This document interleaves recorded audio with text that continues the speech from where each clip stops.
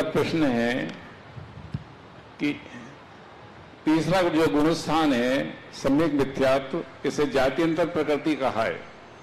तीसरा जो गुणस्थान है सम्यक मिथ्यात्व, इसे जात्यंतर प्रकृति कहा है। तो जात्यंतर प्रकृति का क्या अर्थ है?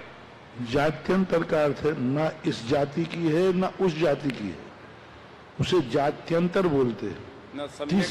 ना तो सम्यक है ना मिथ्यात्व है। सम्यक मिथ्यात्व से अनुरूप है। जैसे दधी गुणवत, दधी और गुड़ मिलाने के बाद अलग मादक तत्व आता है, वो दही में भी नहीं है, गुड़ में भी नहीं है।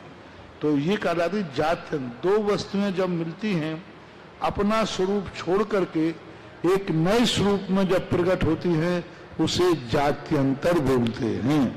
जैसे अमृत धारा है तो ये जात्यंतर प्रकृति है, जात्यंतर है, क्योंकि ना तो वो पेपरमेंट है, पेपरमेंट का स्वभाव भी नहीं है, लेकिन पेपरमेंट है, कपूर है, अजवाइन का फूल है, ये तीनों चीजें उसमें मिली हैं, लेकिन तीनों चीजों ने अपना स्वरूप छोड़ करके अमृत धारा का रूप ले लिया।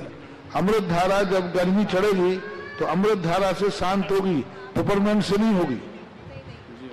तो इसी प्रकार से स्थिति बनती है कि जात्यंतर कहलाती, अपनी जाति को छोड़ करके अन्य स्वरूप प्रकट करना ये जात्यंतर कहलाता। महाराज जी, यहाँ अनंतानुबंधी और मिथ्यात्व दोनों का ही उदय नहीं है, सर्वघाती भी कहा है ऐसे।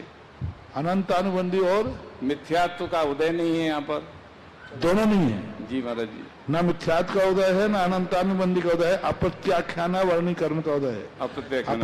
अनंतानुबंधी के दो गुण स्थान, पहला दूसरा, अप्रत्याख्यान के दो गुण स्थान तीसरा और चौथा, संजुलन के गुण स्थान जो ऊपर हैं, तो वहां अनंतानुबंधी का भाव, क्योंकि उसका काल इतना छोटा काल है और सम्यक मिथ्यात्व मिश्र काल होने से निकृष्ट परिणाम नहीं बन पाते, क्योंकि वहां सम्यक का अंश भी है, मिथ्यात्व का अंश, इसलिए अपेक्षा।